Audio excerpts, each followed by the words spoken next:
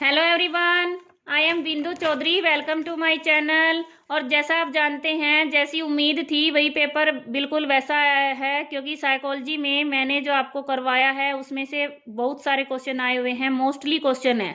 ठीक है, तो लेवल 2 टीजीटी का ये पेपर है, इसको हम सोल्व करेंगे, क्योंकि सभी को ये रहता है कि हमारे कितने क्वेश्चन ठीक हुए हैं, जल्दी से जानने की कोशिश रहती सभी की। Let's start. फर्स्ट क्वेश्चन है, लुप्त अधिगम संप्रत्यय को सर्वप्रथम किसने परिचित कराया? ये एडवर्ड चेस टॉलमैन ने। सेकंड है, निम्नलिखित में से कौन सा विकास का सही सिद्धांत नहीं है? सिद्धांत नहीं है तो ये हमारे सातत्य का सिद्धांत, व्यक्तिक भिन्नता का सिद्धांत, पैटर्न की एकरूपता का सिद्धांत, ये तो सब इसके सिद्धांत हैं। कौन सा नहीं है? विशिष्ट से सामान्य प्रतिक्रियाओं की कार्यवाही का सिद्धांत। वे बच्चे जो विभिन्न प्रकार की अधिगम समस्याओं से ग्रसित रहते हैं, उनके लिए अधिगम अक्षम शब्द का प्रयोग सर्वप्रथम किसने किया? ये किया था सैमुअल किर्क ने। ठीक है, ऐसे सेम क्वेश्चन करवाए थे मैंने आपको रिवीजन में। कैटल संस्कृति मुक्त बुद्धि परीक्षण की मापनी एक स्केल 1 है, वो किसके लिए बनाई गई है भाई? ये है 4 से 8 वर्ष के बच्चों के लिए, जो मेंटल डेफिशिएंसी होती है जिनमें, उन बच्चों के लिए बनाई गई है। आगे है, निम्नलिखित में से कौन सा अच्छे मानसिक स्वास्थ्य का लक्षण नहीं है? अच्छे मानसिक स्वास्थ्य का लक्षण नहीं है, ये सभी अच्छे स्वास्थ्य के निशानी है। मानसिक स्वास्थ्य अच्छा है और असहनशीलता है वो इसका लक्षण नहीं है। जीन पियाजे के अनुसार बालक कौन सी अवस्था में परिकल्पनाओं को समझने की तथा तार्किक वाक्यों के आधार पर विचार करने की योग्यता प्राप्त कर लेते हैं? हाइपोथेसिस, हाइपोथेटिकल रीजनिंग किस में होती है? 11 से 15 वर्ष तक, फॉर्मल ऑपरेशनल स्टेज में। विकास की कौन सी अवस्था में समान लिंगियों के साथ रुचि मित्रता विकसित होती है? ये होती है 10 से 12, क्योंकि उसके बाद बच्चा विपरीत लिंग में रुचि करता है। निम्नलिखित में से कौन सा यथार्थवादी चिंतन का प्रकार नहीं है? अब यथार्थवादी में अभिसारी, सृजनात्मक और आलोचनात्मक ये शामिल हैं। जो सवली है ये हमारा इसमें यथार्थवादी में नहीं है। ठीक है, ऑटिस्टिक थिंकिंग।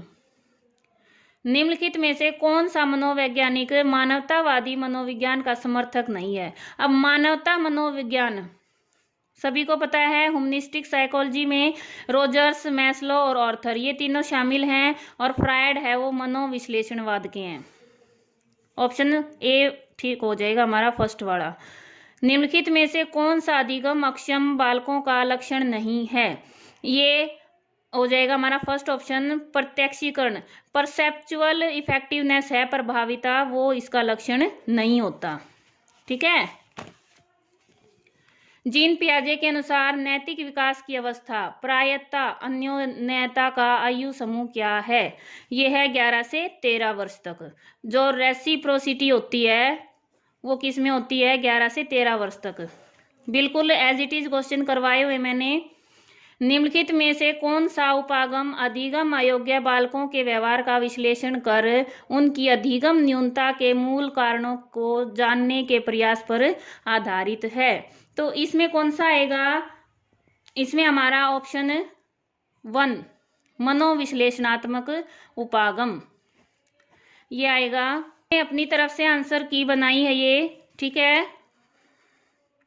बाकी तो बोर्ड का फैसला होता है, और मुझे उम्मीद है कि मेरे आंसर सही हैं।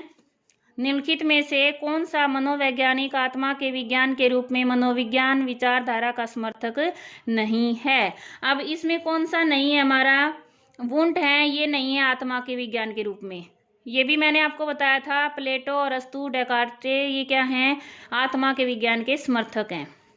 निम्नलिखित में से कौन सा मनोविज्ञान का संप्रदाय विचार ब्लैक बॉक्स थ्योरी के नाम से जाना जाता है? अब ब्लैक बॉक्स थ्योरी है, ये साइकोलॉजी में कौन से स्कूल को, कौन से संप्रदाय को माना जाता है? यह आ जाएगा व्यवहारवाद। क्लासिकल अनुबंधन का अन्य नाम क्या है? अब क्लासिकल कंडीशनिंग है, इसका दूसरा नाम एसआर है। ठीक है, SR conditioning, stimulus and response.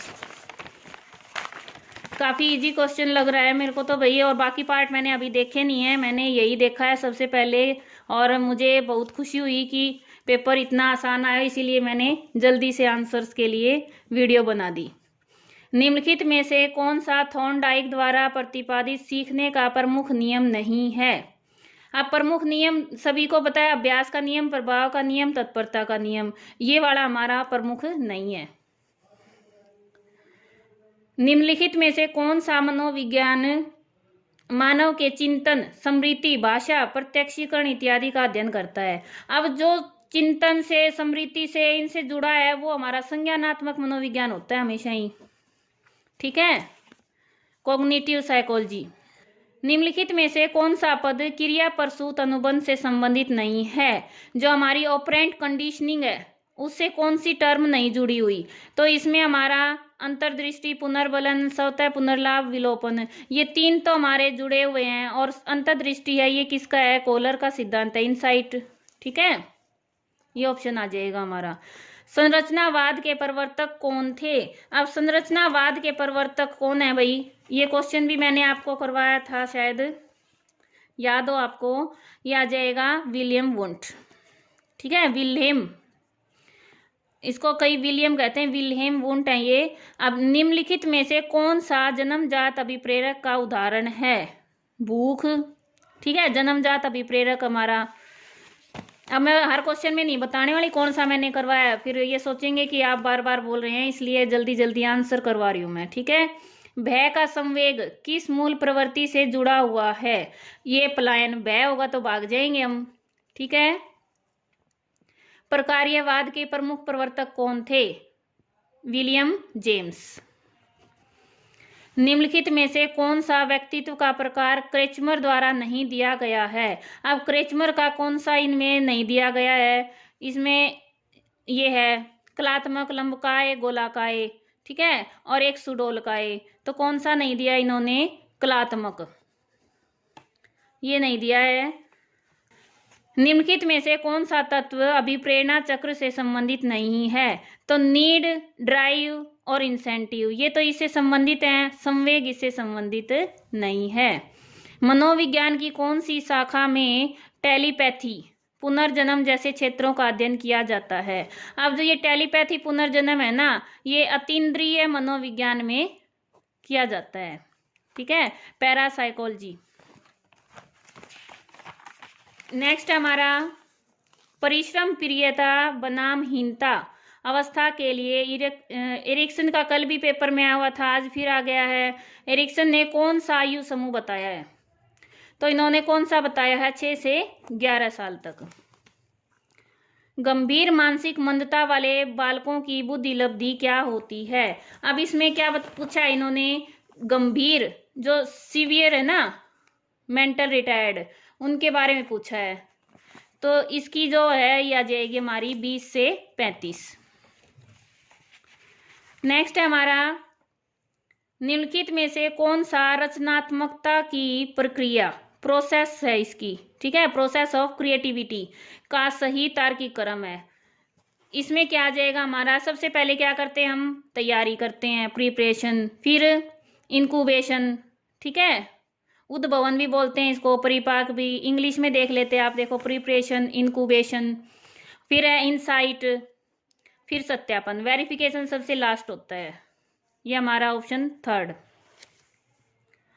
बालक के शरीर में होने वाले लैंगिक परिवर्तन विकास की कौन सी अवस्था में दिखाई देना प्रारंभ हो जाते हैं? अब लैंगिक परिवर्तन कब स्टार्ट हो जाते हैं? बच्चे के वयसंधि काल में, पुबर्टी एज है, उसमें परिवर्तन दिखते हैं। संवेगात्मक बुद्धि शब्द को सर्वप्रथम किसने प्रस्तुत किया? ये जो है ये मेयर एंड सलोवे, ठीक है, पीटर सलोवे और जॉन मेयर, इन्होंने ये दिया था संवेगात्मक बुद्धि, इंटेलिजेंस, इमोशनल इंटेलिजेंस। क्लियर? उम्मीद है आपके अच्छे नंबर आएंगे इसमें, और जो चैनल पर नए हैं प्लीज़ सब्सक्राइब करें, क्योंकि आगे की तैयारी भी करनी होती है। और please like and share my video. Thanks for watching, और मिलते हैं नेक्स्ट वीडियो में।